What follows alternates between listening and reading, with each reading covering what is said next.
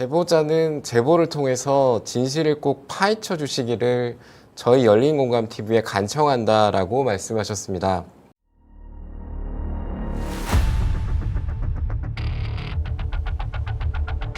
A씨의 같은 대학원인 에솔 프라이스 스쿨의 행정학 MPA 과정에 제보자는 자신이 보복을 당할 수 있음을 알면서도 왜 제보를 결심하게 된 것일까? 내가 제보자의 제보 동기를 수긍하게 된 것은 고소녀가 미국에서도 성추행 사건을 일으켰다는 이 내용 때문이었다. 더군다나 같은 과정에 한국 유학생을 성추행으로 협박하여 금전을 요구하고 결국 자퇴시킨 것을 알았다면 아무리 고소녀의 백이 대단한 것을 알고 있다 해도 도저히 참을 수 없었을 것임을 수긍할 수 있었기 때문이다. 이 사례는 간략하게 서술되었지만 고소녀의 의도적이고 계획적인 성추행 무고 기술을 잘 보여준다. 이 영상은 확인된 팩트가 아닌 주관적 의견이기에 제작 후기에서 다루게 되었는데 알고도 당할 수 있는 성추행 무고 공작의 수법과 이런 무고 범죄의 족쇄를 풀어준 2019년 곰탕집 성추행 사건의 대법원 판결을 다루려 한다.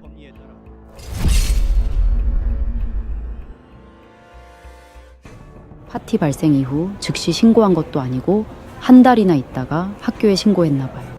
한 달이 지난 시점에 추행 사실을 제기한 것은 무고 대상의 당시 상황을 기억하기 힘든 시점까지 묵혔다 터뜨리는 전형적인 수법이다. 한 달이나 지난 시점에 그것도 상대방이 주장하는 특정 순간을 또렷하게 기억해 반박하거나 자신의 무고를 입증해줄 당시 목격자를 확보한다는 것은 불가능에 가깝다는 것을 노리는 것이다. 고소녀는 서울시 4월 사건과 박 시장님 고소를 통해 증거 없이 피해자 진술만으로도 성추행이 인정되는 국내 사법제도의 허점을 잘 알고 있었을 것이다.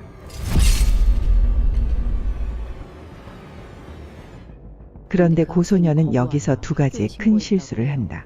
첫 번째는 자신의 수법이 미국에서 통하지 않는다는 것을 생각지 못했던 것이다. 고소녀의 주장이 사실이라면 파티의 참석자들을 통해 미국 학교에서 충분히 처리할 수 있었을 것이다. 두 번째 실수는 적법한 신고 절차를 거치지 않고 남성을 협박하여 1억이 넘는 거액의 금전을 요구했다는 것이다.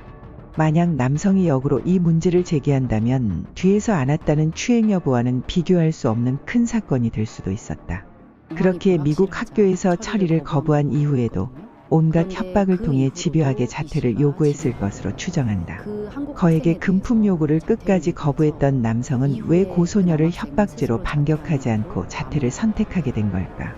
나는 그가 공무원 신분이었음을 확신한다. 자유로운 이직이 가능한 일반인과 달리 공무원에게 성추문은 매우 치명적이기 때문이다. 또한 고소녀가 스스로 밝혔듯 오세훈을 비롯한 고위공무원들과 김재련을 비롯한 법조계 인맥들이 배우의 포진에 있기에 고소녀에 대한 대항을 포기한 것으로 추정한다.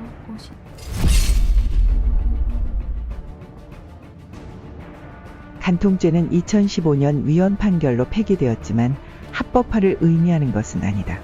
간통이 합법화된 것이 아니라 비범죄화된 것으로 형사사건의 대상으로 감옥에 가지 않는다는 것일 뿐 위자료 소송 및 이혼 사유가 되는 것은 변함이 없으며 상간남 상간녀에 대한 위자료 청구 소송도 당연히 있고 그 금액은 상당하다. 고 박원순 전 서울시장을 성추행 혐의로 고소한 피해자는 비서실의 다른 직원 정모 씨로부터 성폭행을 당했다고도 신고했습니다. 총선 전날 회식을 한 뒤 술 취한 자신을 모텔로 데려가 성폭행했다는 겁니다. A씨에 대해 한 차례 구속영장을 신청했으나 법원에서 기각된 것으로 나타났다. CCTV 등 분석 결과 강제로 숙박업소로 들어온 것이 아닌 자발적으로 들어온 것으로 보이는 등 여러 정황 요인이 작용하여 법원이 구속영장을 기각한 것으로 보인다. 아, 그 얘기 나 열받아요. 비서실에 유부남 새끼가 하나 있었는데 그럭저럭 생겨서 받아줬는데 그러니까 나를 지 마누라처럼 막 대하더라고. 뭔 날인지 알지. 열받아서 신고해버렸지. 안희정 전 충남도지사의 부인 민주원 씨가 소셜미디어에 올린 글입니다. 민 씨는 이번 사건은 불륜이며 자신이 가장 큰 피해자라고 주장했습니다. 그러면서 2017년 8월 공식 행사가 끝난 뒤 안전지사 부부가 묵었던 리조트에 김 씨가 찾아왔던 일을 다시 언급했습니다. 성폭력 피해자의 행동으로 보이지 않았다는 걸 강조하면서입니다. 이에 대해 안희정 성폭력 사건 공대위는 2차 가해를 중단하라며 반박했습니다.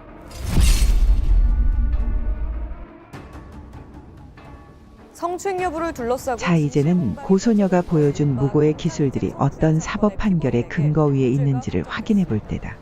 이 사건은 미투 운동이 본격화하던 시기에 발생하여 절정에 이른 2019년 말까지 재판이 진행된 사건이다. 지난 2017년 대전의 한 곰탕집.